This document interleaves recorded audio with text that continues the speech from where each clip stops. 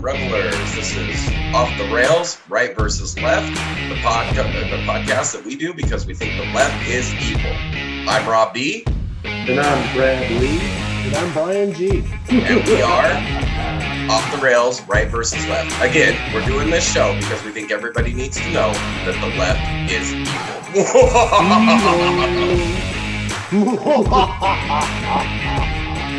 Classic.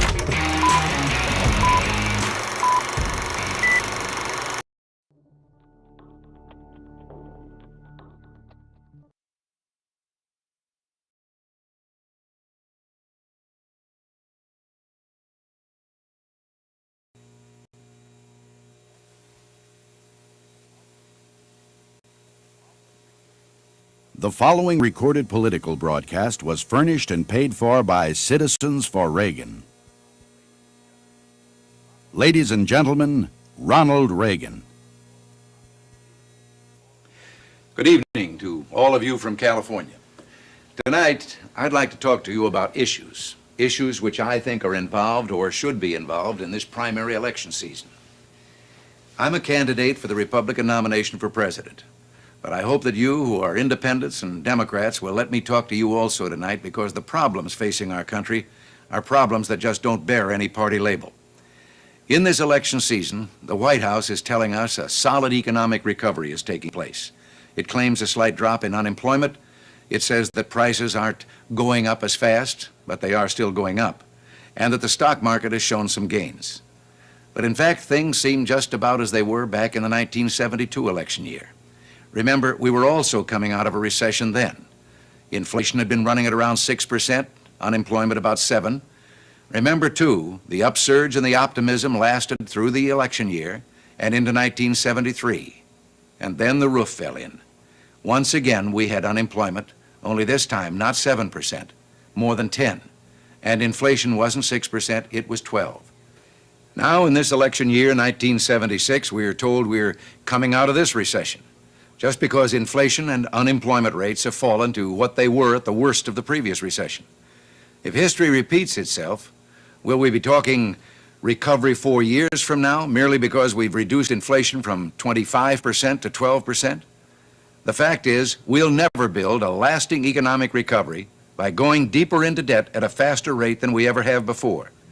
It took this nation 166 years, until the middle of World War II, to finally accumulate a debt of $95 billion. It took this administration just the last 12 months to add $95 billion to the debt. And this administration has rung up almost 1/4 of the total national debt in just these short 19 months. Inflation is the cause of recession and unemployment, and we're not going to have real prosperity or recovery until we stop fighting the symptoms and start fighting the disease. There's only one cause for inflation: government spending more than government takes in. The cure is a balanced budget. But they tell us 80% of the budget is uncontrollable. It's fixed by laws passed by Congress. Well, laws passed by Congress can be repealed by Congress. And if Congress is unwilling to do this, then isn't it time we elect a Congress that will? Soon after he took office, Mr. Ford promised he would end inflation. Indeed, he declared war on inflation, and we all donned those win buttons to whip inflation now. Unfortunately, the war, if it ever really started, was soon over. Mr. Ford, without win button, appeared on TV and promised he absolutely would not allow the federal deficit to exceed $60 billion, which incidentally was $5 billion more than the biggest previous deficit we'd ever had. Later, he told us it might be as much as $70 billion. Now we learn it's $80 billion or more. Then came a White House proposal for a $28 billion tax cut to be matched by a $28 billion cut in the proposed spending. Not in the present spending, but in the proposed spending in the new budget. Well, my question then and my question now is, if there was $28 billion in the new budget that could be cut, what was it doing there in the first place? Unfortunately, Washington doesn't feel the same pain from inflation that you and I do. As a matter of fact, government makes a profit on inflation. For instance, last July, Congress vaccinated itself against that pain. It very quietly passed legislation, which the President signed into law, which automatically now gives a pay increase to every congressman every time the cost of living goes up. It would have been nice if they thought of some arrangement like that for the rest of us. They could, for example, correct a great unfairness that now exists in our tax system. Today, when you get a cost of living pay raise, one that just keeps you even with purchasing power, it often moves you up into a higher tax bracket. This means you pay a higher percentage in tax, but you reduce your purchasing power. Last year, because of this inequity, the government took in $7 billion in undeserved profit in the income tax alone, and this year they'll do even better. Now, isn't it time that Congress looked after your welfare as well as its own? Those whose spending policies cause inflation to begin with should be made to feel the painful effect just as you and I do. Repeal of Congress's automatic pay raise might leave it with more incentive to do something to curb inflation. Now let's look at Social Security. Mr. Ford says he wants to preserve the integrity of Social Security. Well, I differ with him on one word. I would like to restore the integrity of Social Security. Those who depend on it see a continual reduction in their standard of living. Inflation strips the increase in their benefits. The maximum benefit today buys 80 fewer loaves of bread than it did when that maximum payment was only $85 a month. In the meantime, the Social Security payroll tax has become the most unfair tax any worker pays. Women are discriminated against, particularly working wives. And people who reach Social Security age and want to continue working should be allowed to do so without losing their benefits. I believe a presidential commission of experts should be appointed to study and present a plan to strengthen and improve Social Security while there's still time, so that no person who has contributed to Social Security will ever lose a dime. Before leaving this subject of our economic problems, let's talk about unemployment. Ending inflation is the only long-range and lasting answer to the problem of unemployment. The Washington establishment is not the answer, it's the problem. Its tax policies, its harassing regulation, its confiscation of investment capital to pay for its deficits keeps business and industry from expanding to meet your needs and to provide the jobs we all need. No one who lived through the Great Depression can ever look upon an unemployed person with anything but compassion. To me, there's no greater tragedy than a breadwinner willing to work with a job skill but unable to find a market for that job skill. Back in those dark Depression days, I saw my father on a Christmas Eve open what he thought was a Christmas greeting from his boss. Instead, it was the blue slip telling him he no longer had a job. The memory of him sitting there, holding that slip of paper, and then saying in a half whisper, "That's quite a Christmas present, will stay with me as long as I live." Other problems go unsolved. Take energy. Only a short time ago, we were lined up at the gas station, turned our thermostats down as Washington announced Project Independence. We were going to become self-sufficient, able to provide for our own energy needs. At the time, we were only importing a small percentage of our oil. Yet the Arab boycott caused 500,000 Americans to lose their jobs when plants closed down for lack of fuel. Today, it's almost 3 years later, and Project Independence has become Project Dependence. Congress has adopted an energy bill so bad we were led to believe Mr. Ford would veto it. Instead, he signed it, and almost instantly, drilling rigs all over our land started shutting down. Now, for the first time in our history, we are importing more oil than we produce. How many Americans will be laid off if there's another boycott? The energy bill is a disaster that never should have been signed. An effort has been made in this campaign to suggest that there aren't any real differences between Mr. Ford and myself. Well, I believe there are, and these differences are fundamental. One of them has to do with our approach to government. Before Richard Nixon appointed him vice president, Mr. Ford was a congressman for 25 years. His concern of necessity was the welfare of his congressional district. For most of his adult life, he has been a part of the Washington establishment. Most of my adult life has been spent outside of government.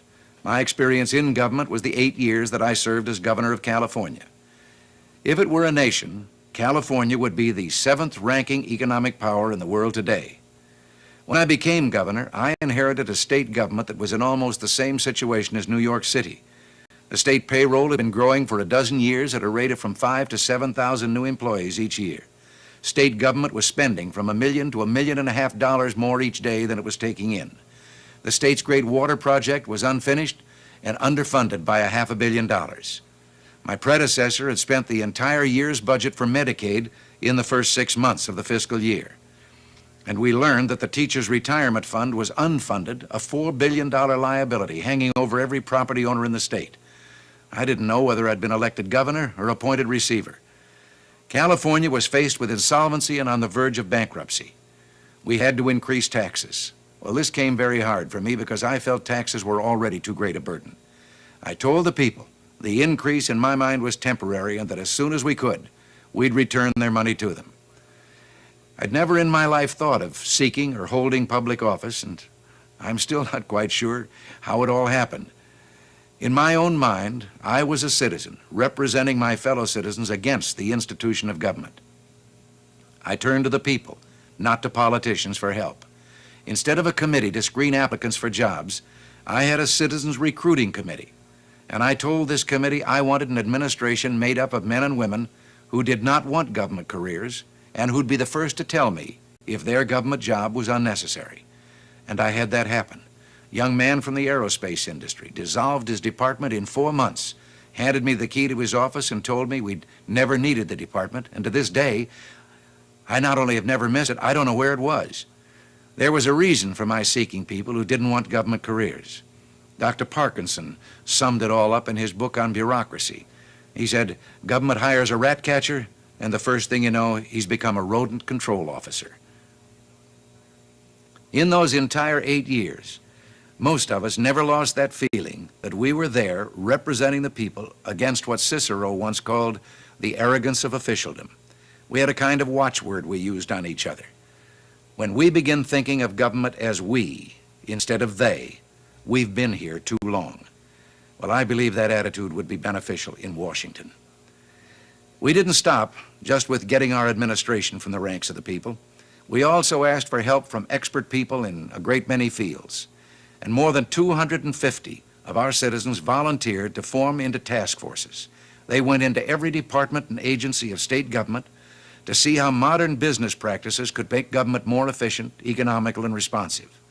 They gave an average of 117 days apiece, full-time, away from their own jobs and careers, at no cost to the taxpayers.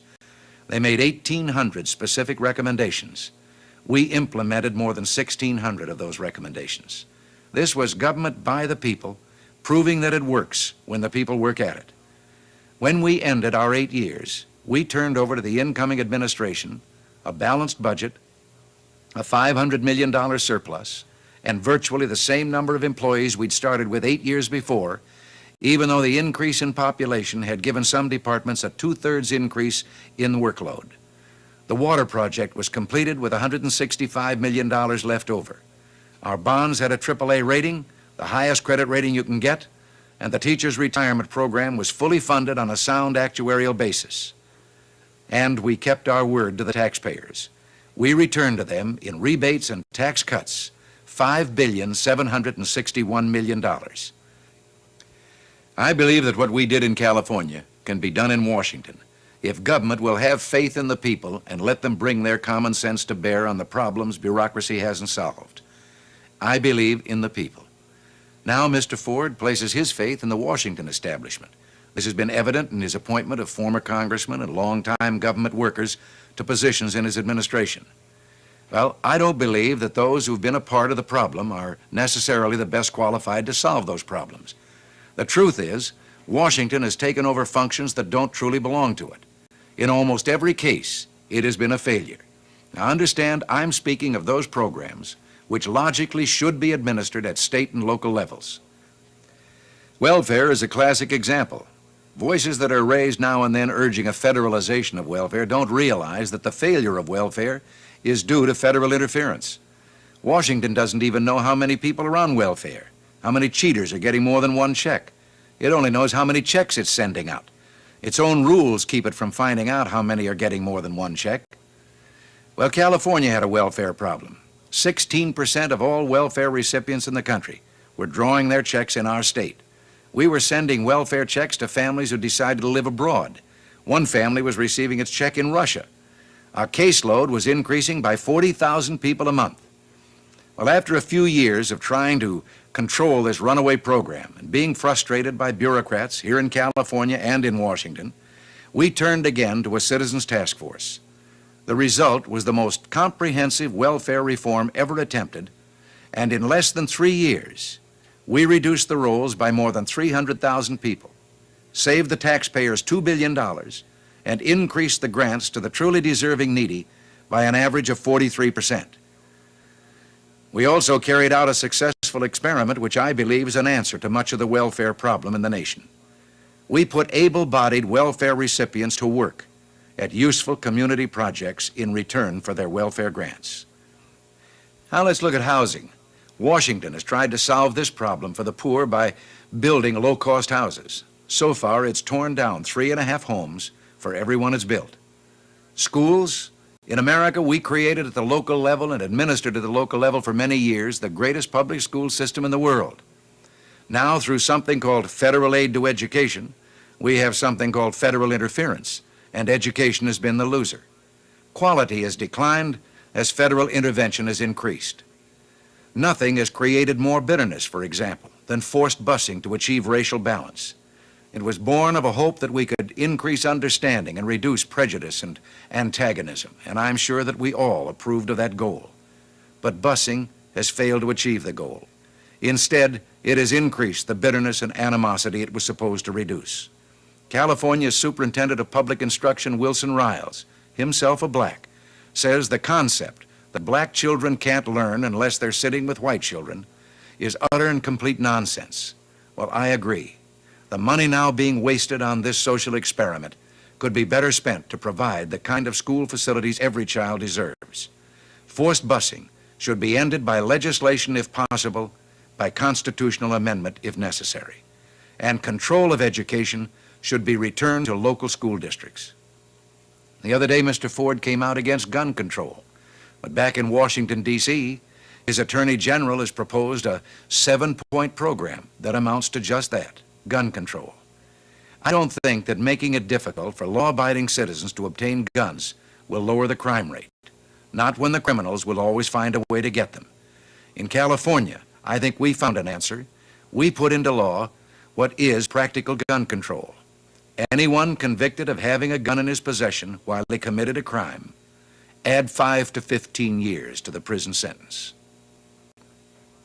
Sometimes bureaucracy's excesses are so great that we laugh at them, but they're costly laughs. 25 years ago, the Hoover Commission discovered that Washington files 1 million reports a year, just reporting there's nothing to report. Independent business people, shopkeepers, and farmers file billions of reports every year required of them by Washington. It amounts to some 10 billion pieces of paper each year, and it adds $50 billion a year to the cost of doing business. Now, Washington has been loud in its promise to do something about this blizzard of paperwork, and they made good. Last year, they increased it by 20%. But there's one problem which must be solved, or everything else is meaningless. I'm speaking of the problem of our national security. Our nation is in danger, and the danger grows greater with each passing day. Like an echo from the past, the voice of Winston Churchill's grandson was heard recently in Britain's House of Commons, warning that the spread of totalitarianism threatens the world once again, and the democracies are wandering without aim. Wandering without aim describes the United States foreign policy. Angola is a case in point. We gave just enough support to one side to encourage it to fight and die, but too little to give them a chance of winning. And now we're disliked by the winner, distrusted by the loser, and viewed by the world as weak and unsure. If détente were the two-way street it's supposed to be, we could have told the Soviet Union to stop its troublemaking and leave Angola to the Angolans. But it didn't work out that way. Now we're told Washington is dropping the word détente, but keeping the policy. But whatever it's called, the policy is what's at fault. What is our policy? Mr. Ford's new ambassador to the United Nations attacks our longtime ally Israel. In Asia, our new relationship with mainland China can have practical benefits for both sides, But that doesn't mean it should include yielding to demands by them, as the administration has, to reduce our military presence on Taiwan, where we have a longtime friend and ally, the Republic of China. And it's also revealed now that we seek to establish friendly relations with Hanoi. To make it more palatable, we're told that this might help us learn the fate of the men still listed as missing in action. Well, there's no doubt our government has an obligation to end the agony of parents, wives, and children who've lived so long with uncertainty. But this should have been one of our first demands of Hanoi's patron saint, the Soviet Union, if détente had any meaning at all. To present it now as a reason for friendship with those who have already violated their promise to provide such information is hypocrisy. In the last few days, Mr. Ford and Dr. Kissinger have taken us from hinting at invasion of Cuba to laughing it off as a ridiculous idea, except that it was their ridiculous idea. No one else suggested it. Once again, what is their policy? During this last year, they carried on a campaign to befriend Castro. They persuaded the Organization of American States to lift its trade embargo, lifted some of the U.S. trade restrictions. They engaged in cultural exchanges. And then, on the eve of the Florida primary election, Mr. Ford went to Florida and called Castro an outlaw and said he'd never recognize him. But he hasn't asked our Latin American neighbors to reimpose a single sanction, nor has he taken any action himself. Meanwhile, Castro continues to export revolution to Puerto Rico, to Angola, and who knows where else. As I talk to you tonight, negotiations with another dictator go forward. Negotiations aimed at giving up our ownership of the Panama Canal Zone. Apparently everyone knows about this except the rightful owners of the Canal Zone. You, the people of the United States. General Omar Torrijos, the dictator of Panama, seized power 8 years ago by ousting the duly elected government. There have been no elections since, no civil liberties, the press is censored. Torrijos is a friend and ally of Castro, and like him is pro-communist. He threatens sabotage and guerrilla attacks on our installations if we don't yield to his demands. His foreign minister openly claims that we have already agreed in principle to giving up the Canal Zone. Well, the Canal Zone is not a colonial possession. It is not a long-term lease. It is sovereign United States territory, every bit the same as Alaska and all the states that were carved from the Louisiana Purchase. We should end those negotiations and tell the general, we bought it, we paid for it, we built it, and we intend to keep it. Mr. Ford says détente will be replaced by peace through strength. Well, now that slogan has a nice ring to it, but neither Mr. Ford nor his new Secretary of Defense will say that our strength is superior to all others. In one of the dark hours of the Great Depression, Franklin Delano Roosevelt said, "It is time to speak the truth frankly and boldly." Well, I believe former Secretary of Defense James Schlesinger was trying to speak the truth frankly and boldly to his fellow citizens, and that's why he's no longer Secretary of Defense. The Soviet Army outnumbers ours more than 2 to 1, and in reserves 4 to 1. They outspend us on weapons by 50%. Their Navy outnumbers ours in surface ships and submarines 2 to 1. We're outgunned in artillery 3 to 1, and their tanks outnumber ours 4 to 1. Their strategic nuclear missiles are larger, more powerful, and more numerous than ours. The evidence mounts that we're number 2 in a world where it's dangerous, if not fatal, to be second best. Is this why Mr. Ford refused to invite Alexander Solzhenitsyn to the White House? Or why Mr. Ford traveled halfway around the world to sign the Helsinki Pact, putting our stamp of approval on Russia's enslavement of the captive nations? We gave away the freedom of millions of people, freedom that was not ours to give. Now we must ask if someone is giving away our own freedom. Dr. Kissinger is quoted as saying that he thinks of the United States as Athens and the Soviet Union as Sparta. The day of the U.S. is past, and today is the day of the Soviet Union. And he added, my job as Secretary of State is to negotiate the most acceptable second-best position available. Well, I believe in the peace of which Mr. Ford speaks as much as any man. But peace does not come from weakness or from retreat. It comes from the restoration of American military superiority. Ask the people of Latvia, Estonia, Lithuania, Czechoslovakia, Poland, Hungary, all the others, East Germany, Bulgaria, Romania. Ask them what it's like to live in a world where the Soviet Union is number 1. I don't want to live in that kind of world, and I don't think you do either. Now we learn that another high official of the State Department, Helmut Sonnenfeld, whom Dr. Kissinger refers to as his Kissinger, has expressed the belief that in effect the captive nations should give up any claim of national sovereignty and simply become a part of the Soviet Union. He says their desire to break out of the Soviet straitjacket threatens us with World War III. In other words, slaves should accept their fate. Well, I don't believe the people I've met in almost every state of this union are ready to consign this, the last island of freedom, to the dustbin of history along with the bones of dead civilizations of the past. Call it mysticism, you will, but I believe God had a divine purpose in placing this land between the two great oceans, to be found by those who had a special love of freedom and the courage to leave the countries of their birth. From our forefathers to our modern-day immigrants, we've come from every corner of the earth, from every race and every ethnic background, and we've become a new breed in the world. We're Americans, and we have a rendezvous with destiny. We spread across this land, building farms and towns and cities, and we did it without any federal land planning program or urban renewal. Indeed, we gave birth to an entirely new concept in man's relation to man.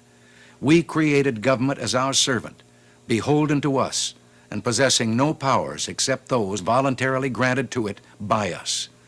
Now, a self-anointed elite in our nation's capital would have us believe we're incapable of guiding our own destiny.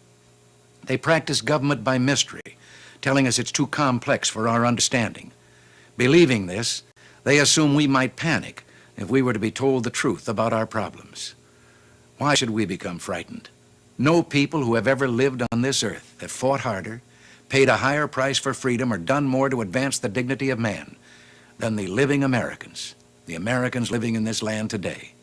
There isn't any problem we can't solve if government will give us the facts, tell us what needs to be done, and then get out of the way and let us have at it. Recently, on one of my campaign trips, I was doing a question and answer session, and suddenly I received a question from a little girl, couldn't have been over 6 or 7 years old, standing in the very front row. I'd heard the question before, but somehow in her asking it, she threw me a little bit. She said, "Why do you want to be president?" Well, I tried to tell her about giving government back to the people. I tried to tell her about turning authority back to the states and local communities and so forth, winding down the bureaucracy. Might have been an answer for adults, but I knew that it wasn't what that little girl wanted, and I left very frustrated.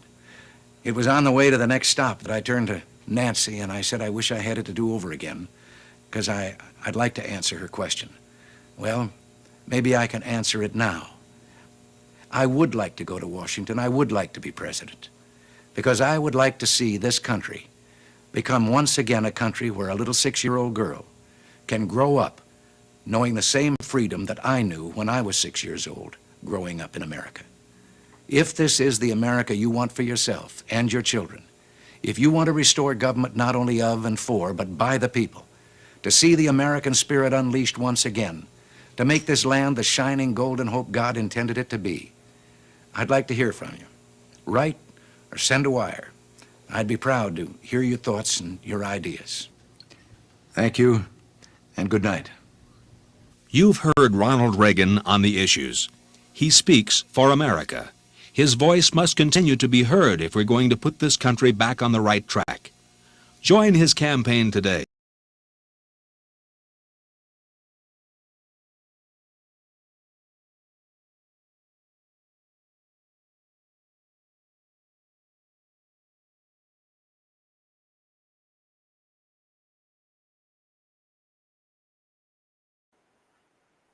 All right, guys, there you go. That was Ronald Reagan speaking on the, let's see, that was what, March 31st of 1976, as he was running for president.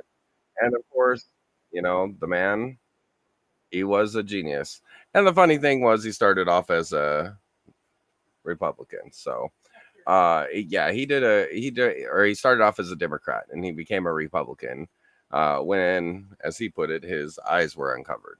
So I hope you guys enjoyed that speech. We'll be putting on some more as time goes by here.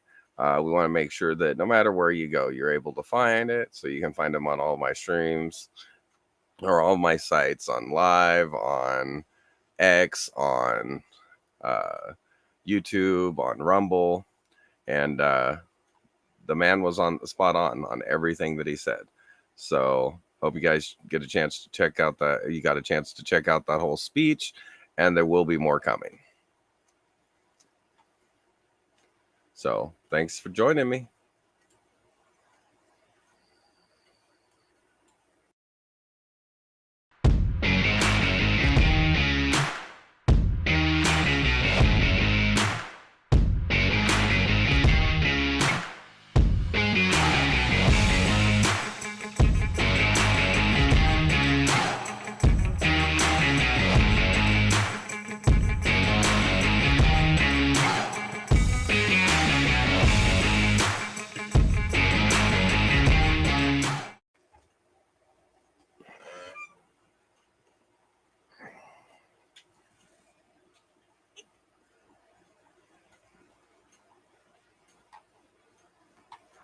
And I didn't end the stream. So you